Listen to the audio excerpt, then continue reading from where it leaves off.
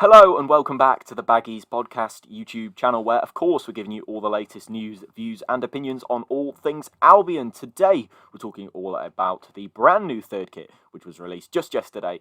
Obviously, split opinion throughout the fan base, so I'm looking forward to taking a look at it. We're going to give a bit of an analysis. How does it differ from previous shirts that we've had?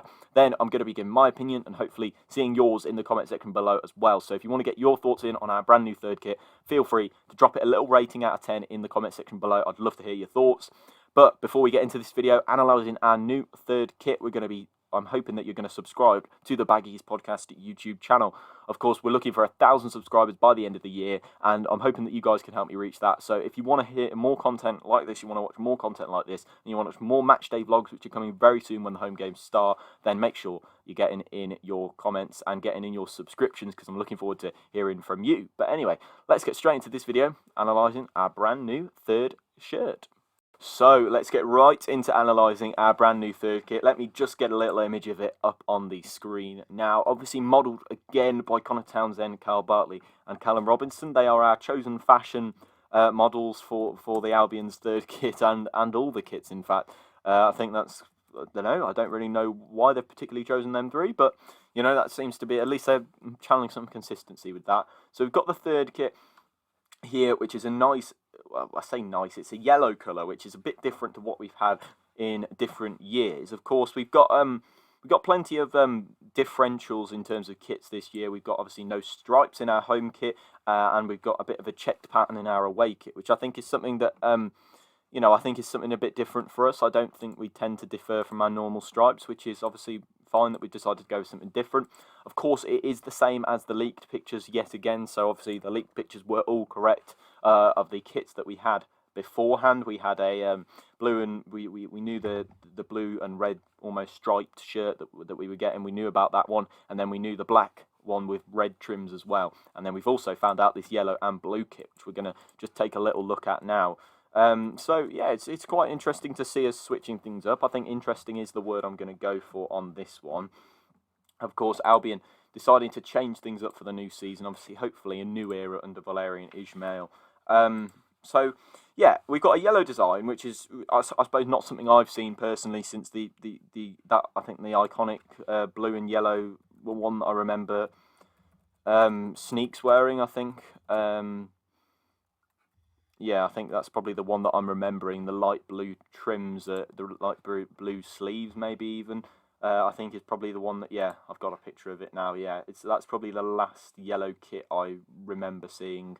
The Sneaks shirts, they call it. So yeah, we've got that blue and yellow away shirt, and then I think we've got this yellow in the background, which is obviously the primary colour throughout the kit. We've got the yellow socks as well, but then we've also got these, I don't even know what to call them. That's the issue. I'm struggling to find a little bit of a way to put them forward. I think they're more of a, I don't know, I guess they're just, it's kind of a blue and like faded out triangles, sort of lines. I don't really know what to call it. I'm not particularly fashion sensed, so I wouldn't be able to give you a technical term on that one, but it's essentially just like a blue and blue faded triangles with some little lines going up and down and up and down. They look like they should make a triangular pattern or something like that. Obviously very technical here on the Baggies podcast with all that jazz. But yeah, we got these highlights, I suppose, of blue, and then some blue trims around the side, obviously blue around the collar, blue around the sleeve as well, which we can see Connor Townsend touching in one of these pictures. So yeah, it reminds me of a classic Arsenal shirt, actually, if I get that up. Yeah, it does remind me a bit of that one, and obviously I'll put an image of that on the screen for you so you guys can see what I'm talking about. It does remind me a little bit of that. It's kind of got that blue and yellow feel, and there's some faded out bits around it. It's kind of actually exactly like that, except from the triangles are facing the other way. Obviously these shirts are very expensive. This Arsenal shirt, obviously, you're ranging from 150 quid upwards for a shirt of that. So yeah, obviously we're seeing that from Arsenal, and from back then. I think that was the 91, 92 home shirt or something like that. I think that was.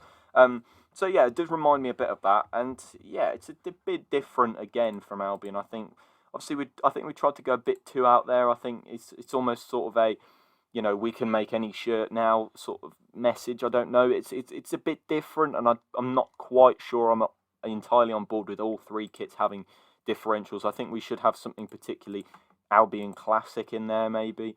I do like the home shirt and I do like the away shirt, but I think, I don't know, there should be some sort of remnants of Albion history in one of the kits at least. I know we've got the Lordsman Shepherd on the home shirt, but I think that we've tried to be a little bit too different in all three kits. I think it's nice to have one different shirt or two different shirts. Maybe all three that are slightly different to normal, I think is a bit weird, and I wouldn't potentially go with that myself. But another qualm I have about it is the ideal logo again. It's got a green dot on the top, like the top of the eye. I'm not sure if you guys can see it in the pictures that you've got next to me, but it's got a green dot on the eye for ideal, which annoys me. As I'm sure you'll know if you've watched any of the other videos on the kits, which you should if you haven't already. Yeah, it's absolutely. I don't get it. I guess get it if you have a green shirt. I suppose it's just down to branding and all that, and that's not something that they're willing to change. But they've got this green dot on it, and I don't know. I do not like it. I do not like how they have the green dot, and they've got it on the away shirt, and they've got it on the home shirt as well. I think if they just stuck it to the colour scheme, because obviously the logo's changed on all of the kits, but the green dot has stayed exactly the same. I guess that's their, I don't know, maybe their selling point or something. But yeah, so we've got that fantastically, which is obviously lovely. Yeah, I think it's retailing at about £55 on the website again, much like all the other shirts are, which I think is quite expensive for a football shirt. But I suppose it's modern day football and all that, and inflation and stuff like that. So that's why we got that sort of price. So my opinion, I think the word I'd use to describe it is okay. I wouldn't say it's fantastic. It is a bit of an eye burner if you look at it for too long. I suppose it's quite a nice one to. I don't know. I suppose it's nice to have something different, but then you don't really want to have all of that. You don't really want to have all of that. All of your kits too different from each other, which I think is what we've gone for here. We've got three kits here that. Your home kit's very different to normal. The away kit's very different, yet very, very sleek. I do like the away shirt. And then we got the third kit that's completely out the blue, really. I think all three of them are very different to what we're normally having. And I think you've got to keep some sort of, where's your, I think the word I'm looking for is where's your identity? Where's your bit that says this is Albion shirt? I don't think there's much of that with any of these three shirts. I think they look like other teams' shirts, if you kind of get what I mean. There's nothing particularly Albion about any three of them. I think the home and away shirt are absolutely fantastic. Don't get me wrong. I think they're both really nice. But they do either of them spell Albion to you? They don't really spell it to me.